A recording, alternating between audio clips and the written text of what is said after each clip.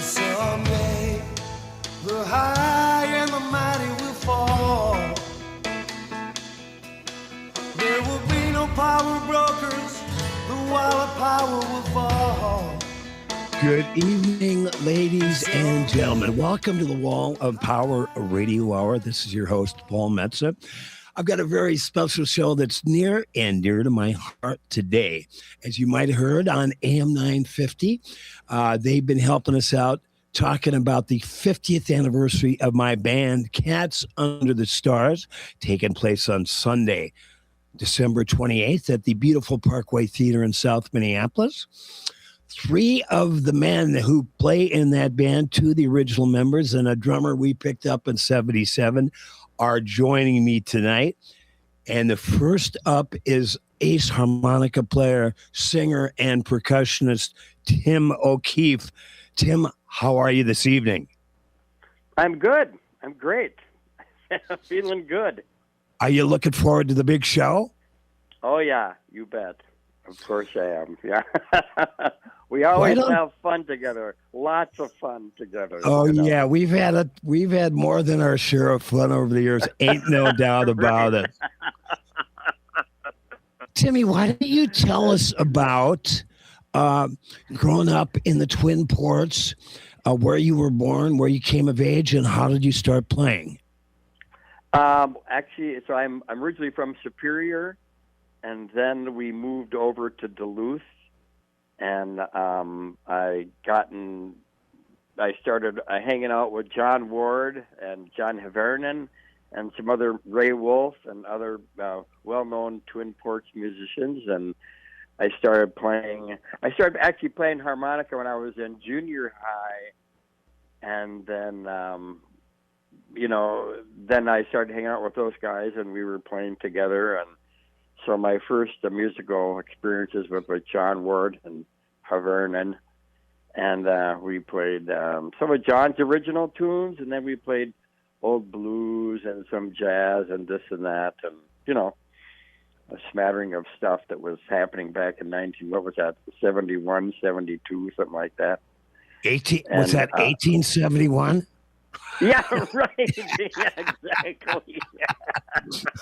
I don't know. Timmy, one of those, one of those centuries. Timmy, what attracted you to the harmonica? Well, I started listening to all the blues records. I heard, I'd hear it from time to time here and there, but then I started listening to Sonny Terry and Little Walter and the Muddy Waters recordings, the blues recordings in particular, Right. That really attracted me. I love that sound. I love the, the real country acoustic sound of like Charlie McCoy and Sonny Terry, and then the really amplified sound of Little Walter and Big Walter and those Chicago guys and Paul Butterfield, of course, and and so I took it on, and I've had a great time playing it. And then I moved to the Iron Range, and oh my God, Right. Tell us about when you moved to Virginia. I used to see you walking down the street, the main street, Chestnut Street in Virginia, walking your dog Rip, who I learned to love with that little snaggletooth he had. But what was your feeling moving into Virginia, the Iron Range? I mean, you were a senior in high school, and all new to you. What were your first impressions of that in the heart of the Iron Range?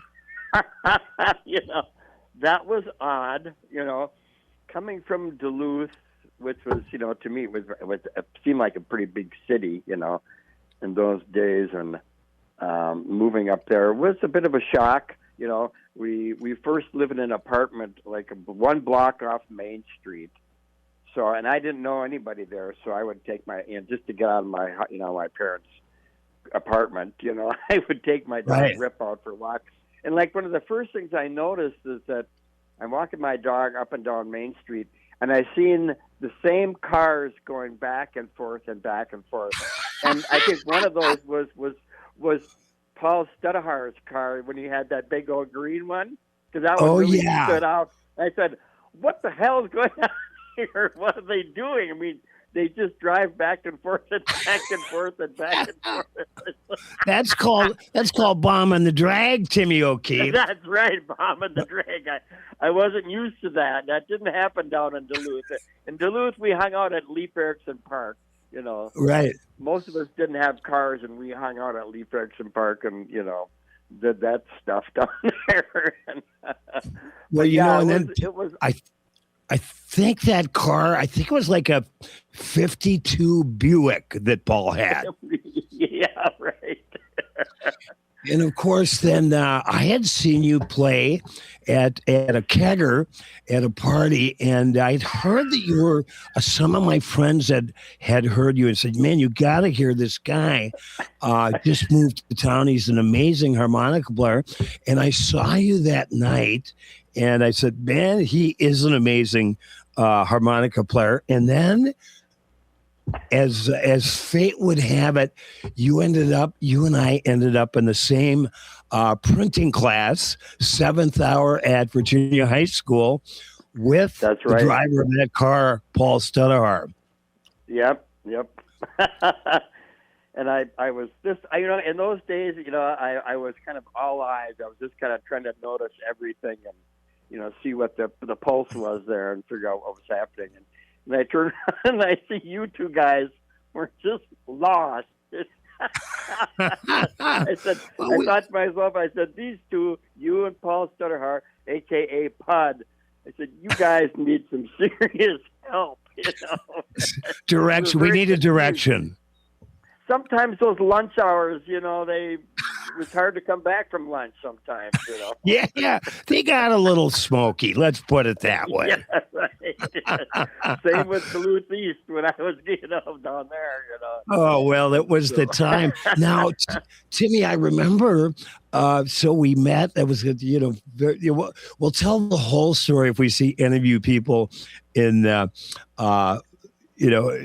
in person. But so Timmy and I met, and I asked him, I said, hey, bring your harmonica to school the next day. And I brought my guitar. Do you remember that couple hours we spent on the steps at high school playing? Exactly. Yep. And then you took me back to your house. I believe you were living in College Park by then, right by Silver Lake. And actually, we hadn't moved out there yet, but we were still at the apartment for a few months. The first few months I was there. But we got together somewhere. Eventually, we went out to College Park and that bit out there, and yeah. But I've got to thank you, and I have over the years, Tim O'Keefe, because you were the guy that turned me on to blues. Now, you could see blues on television if B.B. King or Jimi Hendrix or whoever was on the Johnny Carson show, but there wasn't really many bands playing blues up on the Iron Range. So when I went over to your house, I'll never forget, and you had all the, back then we used to rock the cassette player, right? And right, oh yeah. Yeah. And you had all these cassettes of Muddy Waters and Sonny Terry and Brownie McGee, who kind of became, for us, kind of our template, because I could start to play some of that Brownie McGee guitar stuff. And, of course, you were well-versed in Sonny Terry by then. But that became our template. And for those of you that never saw the Bernie Scribble New Freedom Jug Band, you don't know what you were missing. Timmy and I played harmonica, dulcimer, we had banjos, but our main instruments were, of course, guitar and harmonica. And then not long after that, we turned into Metsa and O'Keefe, the only Finnish-Irish acoustic blues duo playing in the upper Midwest. That's right. That's right. Now you got to tell me, Timmy, how did I went to the same grade school as Jack Pasternacki in junior high and high school? I knew who Jack was because he was an ace athlete back then, but I didn't know he played guitar. So how did you end up knowing Jack Pasternacki? First, the guitar player in the band, then became the bass player for years, and now he's back playing guitar with Cats Under the Stars.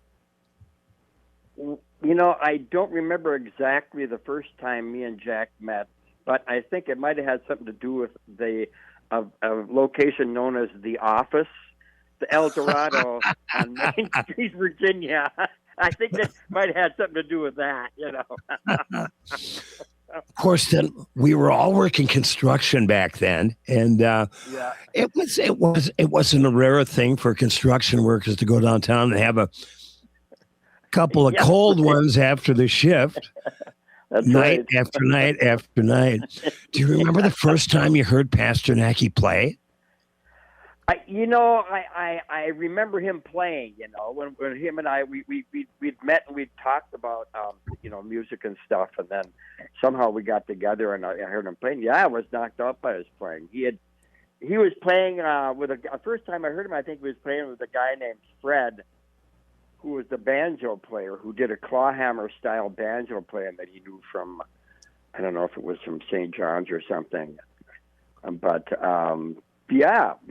And then Pasty, he comes up with his style of finger picking guitar, which was really great. I love that, And Oh, yeah. Now let's talk a little bit about the dearly departed Skip Nelamark, whose birthday was yesterday. yeah. I think Skip would have been 73 yesterday. But how did you meet Skip Nelamark? Bass player, banjo player, and guitar player in Cats Under the Stars. Yeah, again, back to the office, Yeah. Skip was an absolute regular down there, and of course, and the legal drinking age in those days is 18, so it's a whole different scene in those areas, and and I think somebody introduced me to Skip, and then turned out Skip lived with his folks like 2 blocks away from me.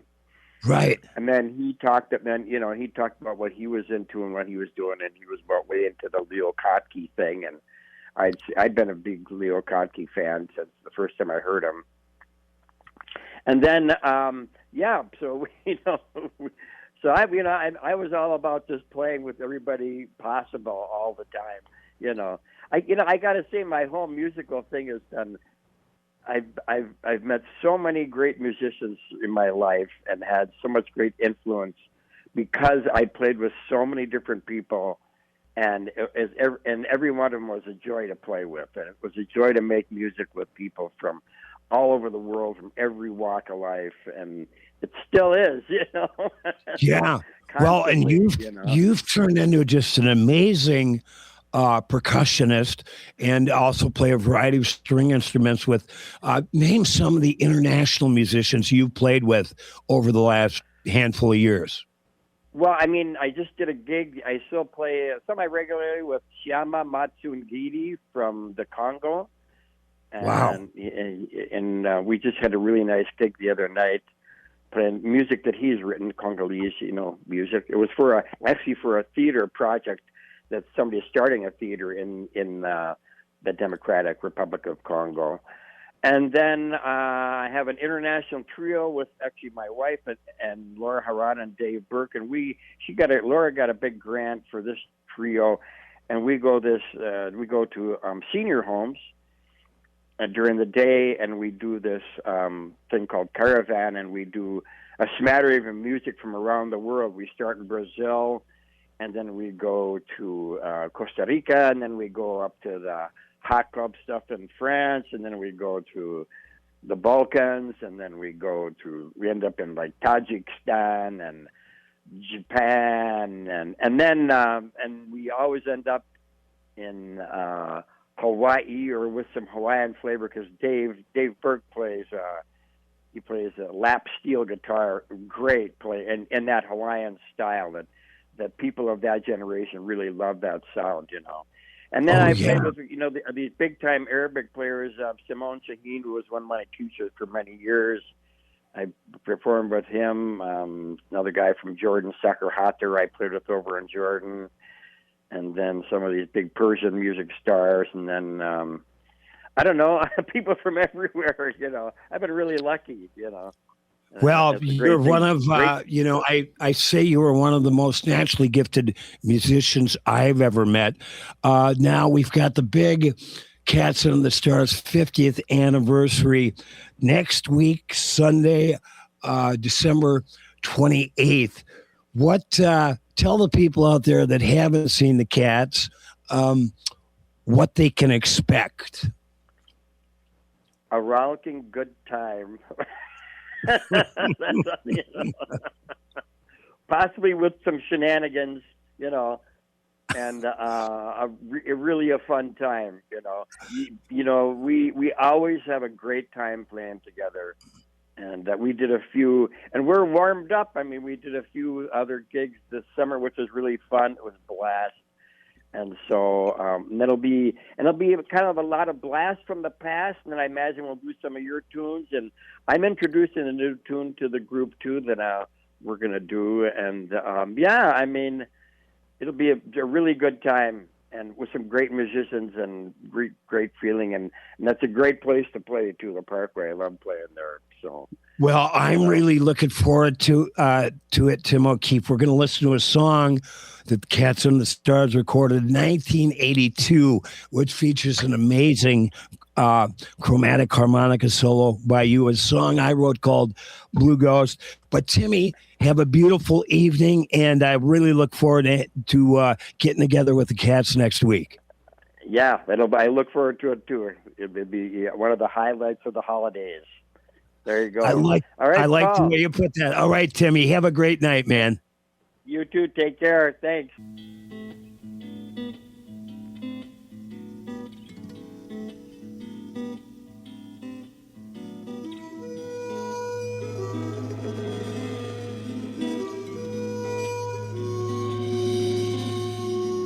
Your 7 pretty sisters and your mother's gentle hand. Your father went to wave the flag, came back another man. The first to leave his family in a silver stucco home. The voices in the basement, they told him he's all alone. You say you don't know you're going. All you gotta do is follow your own heart. Walk from the way you know the smoke winds are blowing. Blue ghosts are laughing at you in the dark.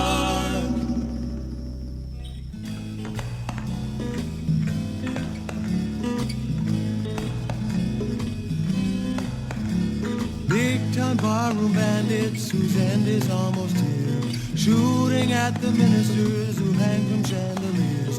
It was they that killed their fathers, they want to do your wife. I know it cuts you deeply, man, it cuts you like a knife. You say you don't know you're going. All you gotta do is follow your own heart.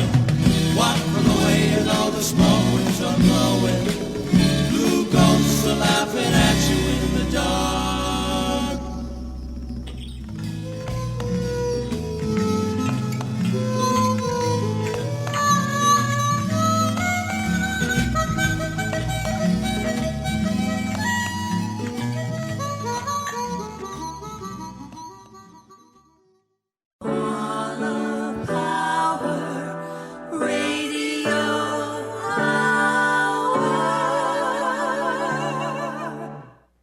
Welcome back to the Wall of Power Radio Hour. This is your host, Paul Metsa.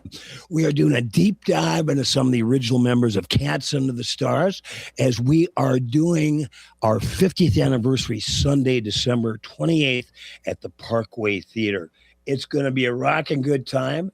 And on the line, we have a man who's been with the Cats since the beginning, Mr. Jack Pasternacki from the south side of Virginia, Minnesota. Jack, how you doing tonight? Good, Paul. How you doing, man? Doing great, man. I'm really excited about the Cats reunion. We just had a really fun conversation with Mr. Tim O'Keefe. We were trying to figure out when Tim met you, because you and I went to the same grade school and junior high and high school, but we didn't really know, we knew who each other was, but we didn't really start playing together till after high school. But do you remember how you met Tim and when you started playing with him? Well, it was before he'd come to Virginia and you'd met him because he was in your class. But I remember going with Tim, who I met because I heard him play harmonica. Then we started talking about old blues records, and then we went to see your band at that time, Damn Everything But the Circus, play at the Vermilion Club. Okay. And that's So it was even this is before Cats Under the Stars had even started. So that's kind of the entry point, I think. And but you guys were seniors in high school, as I recall. Yeah, we met the first day of senior high and started playing the next day. And then, so I'm just trying, kind of smoky and foggy times back then, Jack, as was the times. But do you remember when the first time you, I, and the man we talked about in the last segment, Skip Nelamark, actually got together and jammed? Yes, I remember our first gig. We were at your grandfather's cabin on Lake Vermilion, and you were calling bar owners in the area saying, do you want to hire our band? Now, the band at that point was acoustic, kind of a combination between folk music, bluegrass, and jug band music, and with no electric guitars. So we find a guy at Crane Lake that says, I'll hire your band for $100 and free beer, which turned out to be a bad deal for the bar owner. But the reason he hired us was because he had a group of canoe people coming in for their annual canoe trip. That's why he hired us. So we play the gig, we drink the beer, people are dancing, and then as the bar closed, somebody said it would be a good idea if we went with the canoe trip people back to their campsite that was on a portage on Crane Lake. So now it's 1:00 in the morning. We've drank $300 worth of free beer, and we're carrying our guitars down a half mile in the dark to get to this campsite. And when we get there, these people now have had enough to drink. They want to go to sleep, and they really didn't like our band that much. So we became the only Minnesota band to actually portage into the BWCA. Oh my God. I remember when we got there and it was dark and it was cold, and but we survived. And then we got to, back then our first name was Hot Walleye, kind of as a ode and appreciation of the band we loved, Hot Tuna, kind of our northern Minnesota version of that. But when we started playing electric, what were some of our first gigs back then? The first electric gigs were, as Hot Walleye, we played a wedding on the main street of Virginia, but then we got serious once we plugged in and started playing in Biwabic, Minnesota at the Tumbleweed Bar on Tuesday nights. Right. Every Tuesday. And that was, every Tuesday. So then we get a small crowd in a very small town in a small bar. We kind of ruled the Tuesday, Wednesday slot up in northern Minnesota. Right. And I remember the Tumbleweed. I believe the woman that owned it her name was Carol, and she was always she was a bass player, and she used to sit in with us. That could be true. There was the only thing I remember about that was that it was that classic part where, much like what happened to some of the bands in San Francisco, people that are basically acoustic guitar players get an amp and an electric guitar, they plug in, they're basically still playing acoustic guitar, but it's a lot louder. That's what I recall. Right. In fact, I just saw a great interview. I think I sent it to you with Jorma Kaukonen, who's doing this. He's 85 and he's doing what I hope is not his last tour. He's coming to Duluth, so I'm looking forward to catching that. But so you were living then, so we had a couple summers together, and then you went down to college, down to, I believe you went to Gustavus, didn't you? Or did you go to St. John's? Well, I disappeared to St. John's, then I disappeared to Mankato State. I lived in St. Peter. And so for a while there, the Cats were kind of a summer band. Right. You could work a little bit, maybe pick up a couple of odd jobs. We were painting houses at the time. We were working construction. There was a lot of that going on. Yes, I remember when O'Keefe and I spent a summer painting, and we didn't quite have the art of indoor and outdoor painting, and we did happen to paint a very nice old lady's windows shut. I think they eventually opened them up. But it was a brief painting career, but that's what musicians did back then. You did whatever you had to do to get to the next gig. Absolutely. Tell people about how knocked out both you and I were by Tim O'Keefe's harmonica playing. Yeah, he was kind of a revelation. First of all, not everybody played harmonica well, and Tim not only could play anything, especially blues, but he had a great record collection. He had a wild appreciation for all kinds of music. He was, in some ways, a little bit ahead of us, and I think that was, for a long time, we were just kind of trying to keep up with Tim. He was taking the lion's share of the solos. He was suggesting tunes for us to play. That really got us going. Well, he was truly remains the virtuoso of the band. Absolutely. And now, of course, his percussion chops are, and really some of that came from when we got the electric band going in the cities. That's when we started to get into New Orleans music, reggae music, etc. And Timmy got into percussion because of that, and then really took that. In several decades later, he's a master musician on percussion. Yes, and known all over the country, and he's toured internationally. I can't say enough about the guy, and still one of the best harmonica players in America. Absolutely. On top I of everything else. I was just listening to some of those the old 45s that we issued back in the early 80s. I was listening to Tim's solos, and the 45 had Louie Louie, a reggae version of that tune, and then your original Blue Ghost. And I think when we released that, it was a 45 single, and it did well. It didn't go gold or platinum, but I think it did go aluminum, like a good fishing boat. Or linoleum. I can't remember. I'd have to dig into the charts back then. Now, we're going to play it at the end of this. Go ahead. And the other thing to say about that is that because of that record, the three of us are very proud Monkey Business Records recording artists. Yes, our only business is monkey business. And what I like to say ahead of this, our 50th anniversary next Sunday, December 28th at the Parkway, we might be the only band in the Twin Cities that played both Moby Dick's downtown on Hennepin Avenue and the Prairie Home Companion. And the Guthrie Theater. Now, I got one story about the Prairie Home Companion gig. It was fun. Garrison Keillor's show was huge at the time. We played it with Tom Lieberman. We had our tuxedos on. And Tommy's going to be playing with us at the Parkway.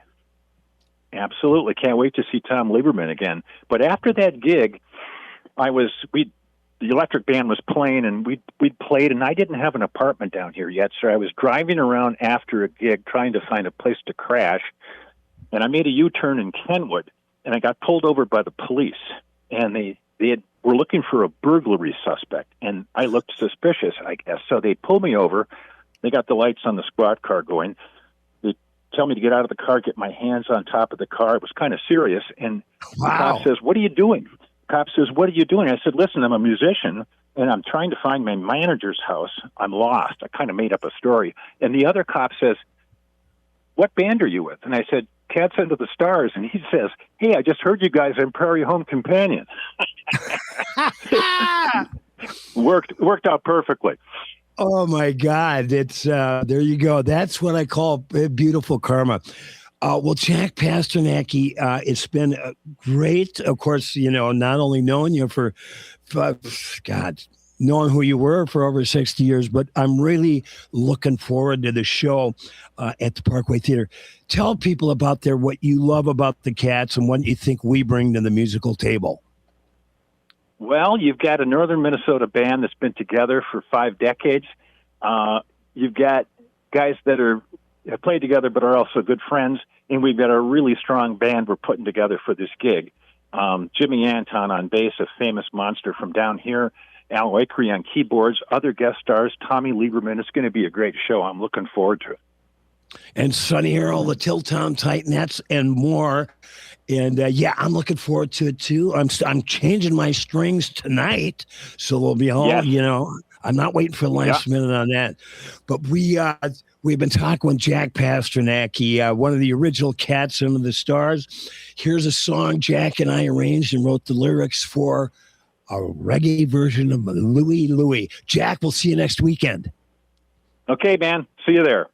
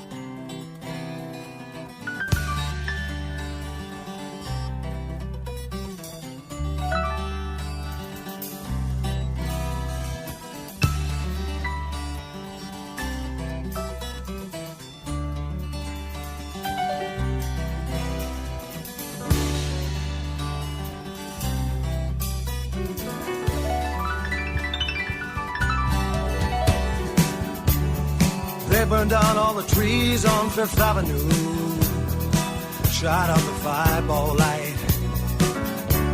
Nobody's on the beat going 2 by 2. Nighthawks out running in the night. Black dresses broke, you know, but the train tracks that still go downtown. Love nickel accordion band, kissing boys, kissing girls on the Hooter Road. Jack Rabbit kicked the can. Jack Rabbit kicked the can. Virginia, Virginia, don't even know money. Virginia, Virginia, nothing changes but you don't feel the same. Nothing changes but you don't feel the same.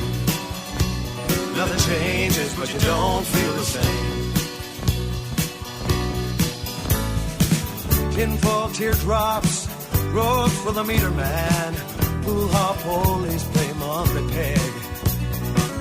Horseshoe hopes on loan from the bleeding hand.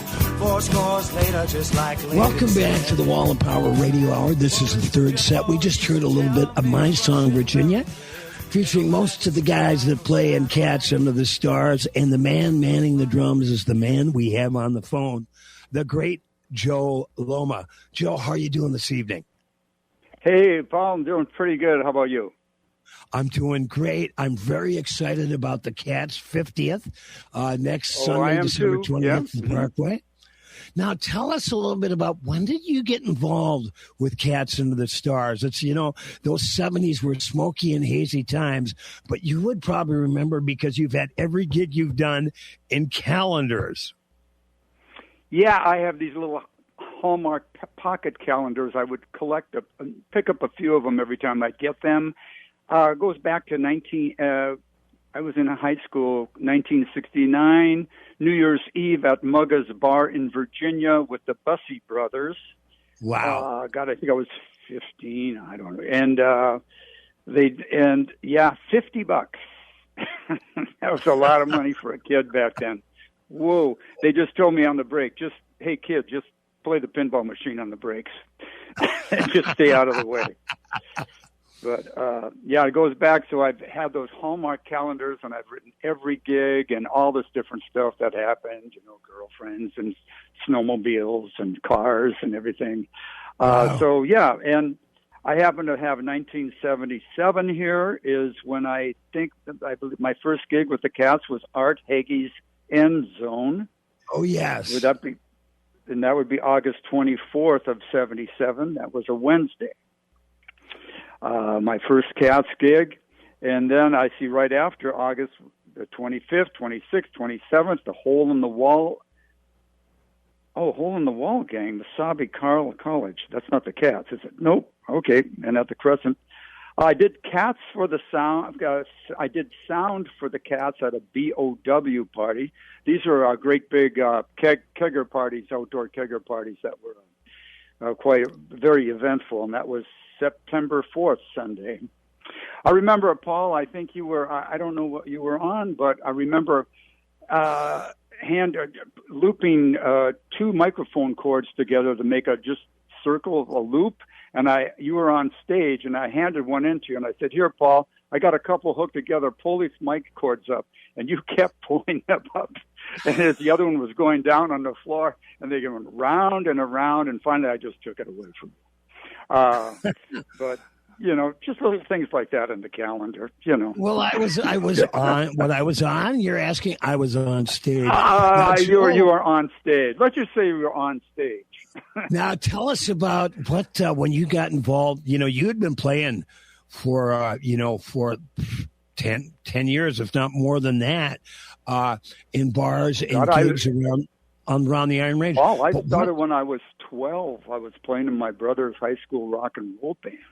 And we were playing all over northern Minnesota, up even North Shore, down to Ashland, Wisconsin. Very successful band. I was just like the little, I came out of the chute early on the drum set. And then when that band was over, all my friends were already in bands. I know Dave Mackey had Cranberry Armada, and he had, what was it? Space Ninja.